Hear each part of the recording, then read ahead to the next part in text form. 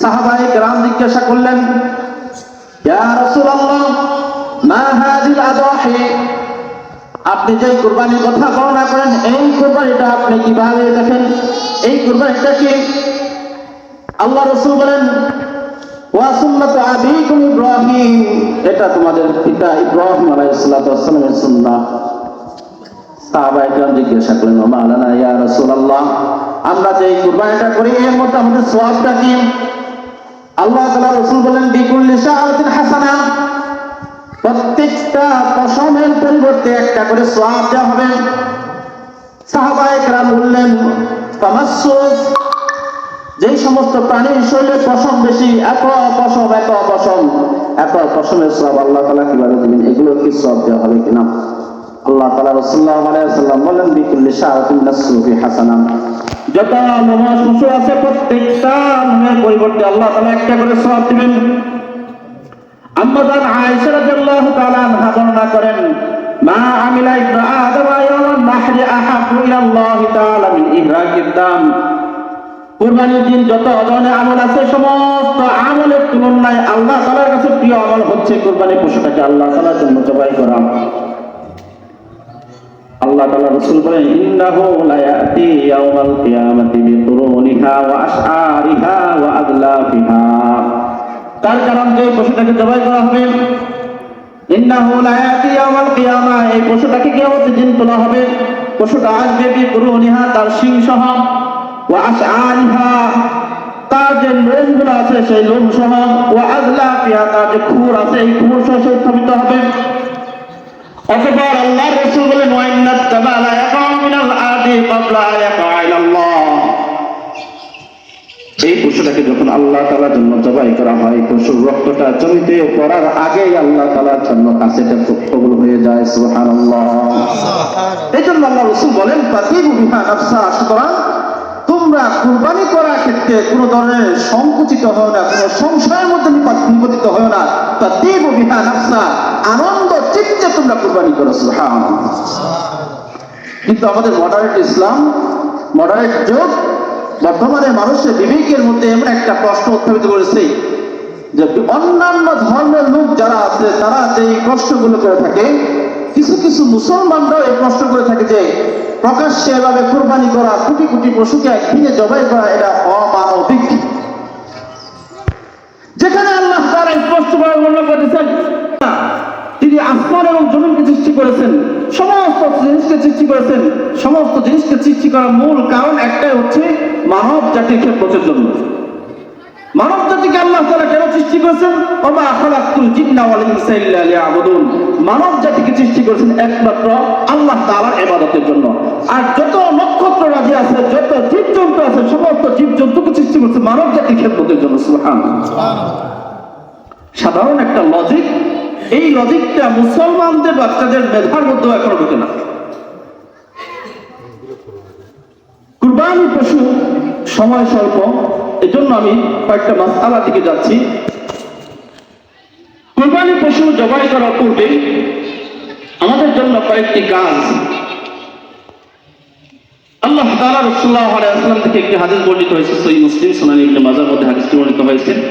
আন Shaddad ইবনে আওস রাদিয়াল্লাহু তাআলা আনহু قال رسول الله صلى الله عليه وسلم إن الله كتب الإحسان على كل شيء فإذا قتلتم فأحسنوا القتل وإذا ذبحتم فأحسنوا الذبح।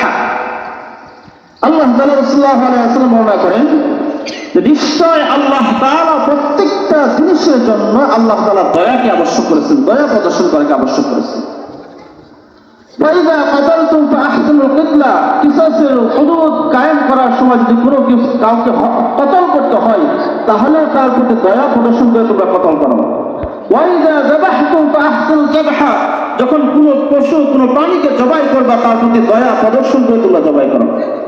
এই জন্য আল্লাহ তাআলা সাল্লাল্লাহু আলাইহি ওয়াসাল্লাম বলেন, কালি ওয়াহিদা সুফতাহু ফালইউরিহ যাবিহাতাহু, সুতরাং জবাই করার পূর্বে ছুরিটা ভালোভাবে ধারণ করে নাও এবং যাতে করে তার জবাই করাটা আরামদায়ক হয়। তাহলে আমাদের জবাইয়ের প্রথম শর্ত হচ্ছে ছুরিটাকে ভালোভাবে ধারণ করা, যাতে করে তাড়াতাড়ি জবাই করা যায়। সুনানে ইবনে মাজাহ 3172 নম্বর হাদিসের মধ্যে হযরত আব্দুল্লাহ ইবনে ওমর রাদিয়াল্লাহু তাআলা আনহু থেকে আরেকটি হাদিস বর্ণিত, আমার রাসূলুল্লাহ সাল্লাল্লাহু আলাইহি ওয়াসাল্লাম বিহাদ্দি শিফারি ওয়া আমতুআ আল বাহাইম, রাসূলুল্লাহ সাল্লাল্লাহু আলাইহি ওয়াসাল্লাম বর্ণনা করেন, আদেশ করেছেন জবাইয়ের পূর্বে ভালোভাবে ছুরিটাকে ধারণ করা এবং এক প্রাণীকে অপর প্রাণীর সম্মুখে জবাই না করা, একটু আড়ালে নিয়ে জবাই করা যদি সম্ভব হয়। ওয়াইযা যাবাহা আহাদুকুম ফালইউজহিজ, আর যখন তোমাদের মাঝে কেউ জবাই করবে তখন জবাইটা তারা দ্রুত করে। এখানে আরেকটা বিষয়ের দিকে ইঙ্গিত প্রদান করা হয়েছে, সেটা হচ্ছে যখন জবাই করবে তখন যেন ভালোভাবে জবাই করেন। কিন্তু আমাদের কসাইরা যে কাজটা করে তা জবাই করার সাথে সাথেই আবার ছুরির মাধ্যমে আলাদা আঘাত করা শুরু করে দেয়। এই জিনিসটা খেয়াল রাখতে হবে, কুরবানি পশুকে আমরা যখন জবাই করব, জবাই করার পর যতক্ষণ পর্যন্ত পশুটা স্থির না হবে, নিজে নিজেই স্থির না হয়ে যাবে, ততক্ষণ পর্যন্ত অতিরিক্ত আর কোনো আঘাত করা যাবে না এবং তার কোনো চামড়াও ছিঁড়া যাবে না। তার শরীরে যে রক্তটা আছে সম্পূর্ণ বের হওয়ার পরে, স্থির হওয়ার পরে তারপরে আপনারা কাজ শুরু করবেন ইনশাআল্লাহ। এটাই হচ্ছে সুন্নাহ পদ্ধতি। যারা যারা কুরবানি করবেন তাদের ব্যাপারে আল্লাহ তাআলা সাল্লাল্লাহু আলাইহি ওয়াসাল্লামের আরেকটা সুন্নাহ হচ্ছে, যদি কুরবানি করতে সক্ষম, নিজে কুরবানির পশু জবাই করতে নিজে সক্ষম, নিজে জবাই করতে পারে, তাহলে তার জন্য সুন্নাহ হচ্ছে নিজের পশুটাকে নিজ হাতে জবাই করা।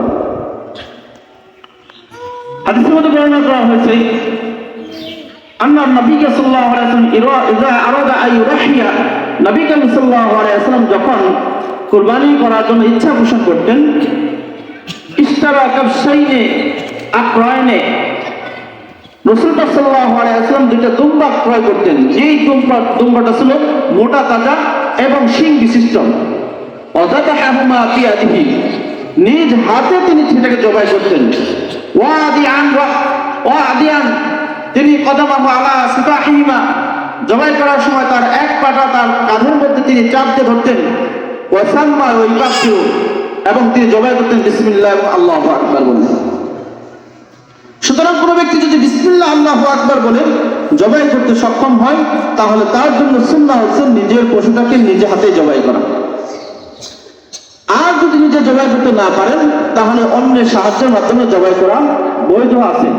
তবে যারা কোরবানি করবে তারা পশুর পাশে দাঁড়াইয়া থাকবে। হযরত আলী রাদিয়াল্লাহু তাআলা আনহু থেকে বর্ণিত, রাসূলুল্লাহ সাল্লাল্লাহু আলাইহি ওয়াসাল্লাম যখন ফাতিমা রাদিয়াল্লাহু তাআলা আনহার পক্ষ থেকে কুরবানি করতেছিলেন, তখন তিনি বলতেছেন, ইয়া ফাতিমা কুমি ফাশহাদিহা, যে তোমার যে পশুটা জবাই করা হচ্ছে এটার পাশে তুমি দাঁড়াও এবং সেটা তুমি লক্ষ্য করো, সেটা দিকে তাকিয়ে থাকো।